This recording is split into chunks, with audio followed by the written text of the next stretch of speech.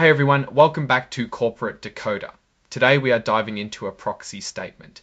These filings are designed to be boring, but we are going to highlight the interesting bits and bobs and find out what exactly Starwood Property Trust wants shareholders to vote for and what it all means. I promise it is going to be interesting. First off, we have a letter from the chairman and CEO, Barry Sternlicht. He's inviting shareholders to the annual meeting, which will be virtual again this year. Seems like virtual meetings are here to stay. He wants you to vote for the directors they have picked and to approve their executive compensation, which is how much they pay their top people, and to agree with their choice of accounting firm. The main event? Electing 10 directors to the board.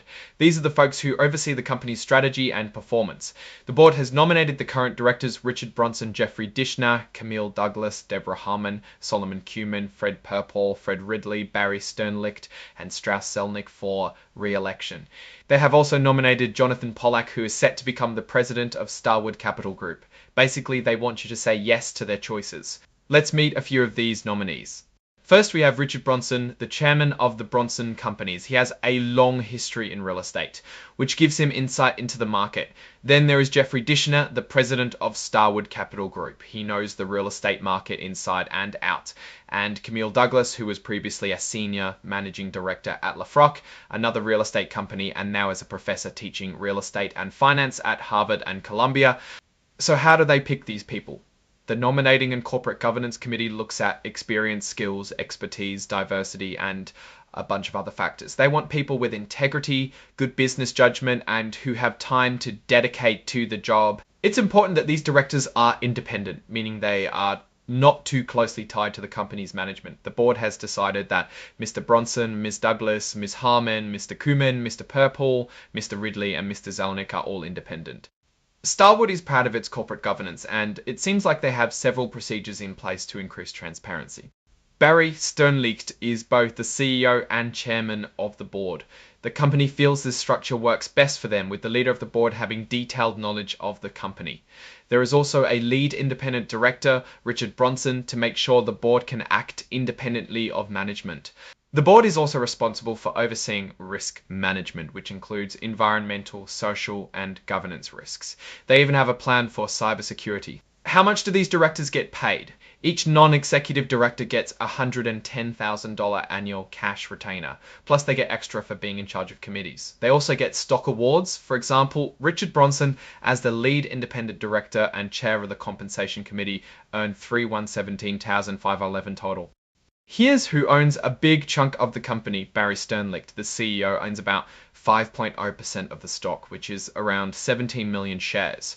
BlackRock and the Vanguard Group are also big shareholders. Now for the juicy part, executive compensation. Starwood is managed by an external manager, so most of the top executives are not directly employed by the company. This means they don't get a salary directly from Starwood, except for Rina Panary, the chief financial officer. Looking at the summary compensation table, we can see what Jeffrey Demodica, the president, and Rina Panary made. In 2024, Demodica's salary was $600,000, and his bonus was $2,000, and her bonus was $2,000, and her bonus was $2,850,000. And her bonus was $20,070,31,700. The compensation committee makes sure the executive pay is fair and in line with the company's performance.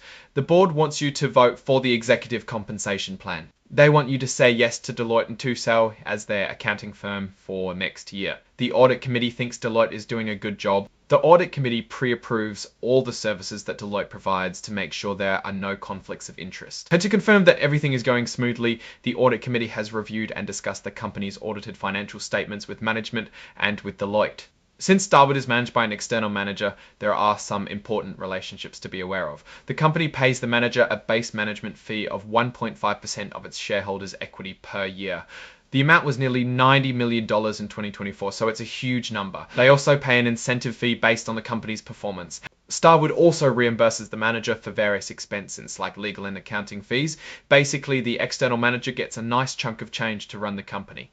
There are a couple more things we can look into. The company also holds a small equity interest in a data center business and has a lease agreement with an entity controlled by the CEO.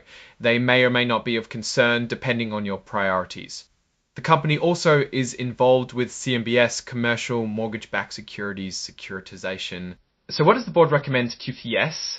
to electing their nominees to the board W, yes, to approving their executive compensation, after yes, to ratifying their choice of accounting firm. Now let's step back and take a look at the big picture. Overall, Starwood appears to be operating as expected. Their CEO is also the controlling equity holder of its manager, and that relationship seems to be working for them based on the numbers. The high compensation and board structure are all pretty standard for a company of this size, and nothing seems out of the ordinary. However, as a shareholder, you should be aware of these relationships and arrangements, as it can create potential conflicts of interest. Do all those related party transactions pass the smell test? That's all for today's corporate deep dive. If you found this useful, don't forget to like, comment and subscribe for more breakdowns of the corporate world. And let us know in the comments, what do you think of Starwood Property Trust? Are you going to vote yes to everything the board recommends?